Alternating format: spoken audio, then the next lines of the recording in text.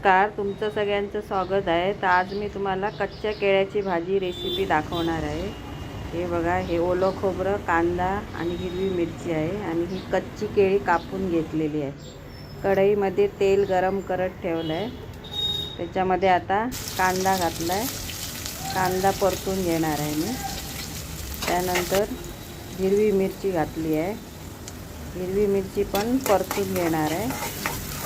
हे बघा, अशा प्रकारे परतून घेतला कांदा आणि हिरवी मिरची। आता मी ह्याच्यामध्ये हळद टाकून घेणार आहे। हे बघा, हळद घालून आता परत एकदा परतून घेते आणि ही कच्ची केळी कापून घेतलेली ती घालून घेते आणि ह्याच्यामध्ये आता मी मीठ घालणार आहे। मीठ घालून हे चांगलं परतून मिक्स करून घेणार आहे। हे बघा, आणि ह्याच्यावर आता मी झाकण ठेवलं आहे, पाणी घातलं नाही आहे। आता या झाकणवर मी थोडंसं पाणी घालणार आहे। हे बघा, अशा प्रकारे।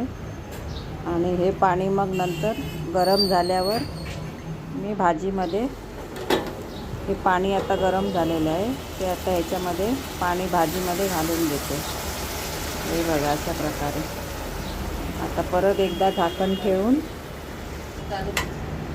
भाजी शिजवून घेणार आहे। हे बघा, तुम्ही पाहू शकता भाजी शिजलेली आहे। हे बघा, आता याच्यामध्ये मी ओलं खोबरं घालून घेणार आहे। हे बघा, ओलं खोबरं घातलेलं आहे, ते आता मिक्स करून घेते। तर अशा प्रकारे ही केळ्याची भाजी तयार आहे। व्हिडिओ आवडला असेल तर लाईक करा। धन्यवाद।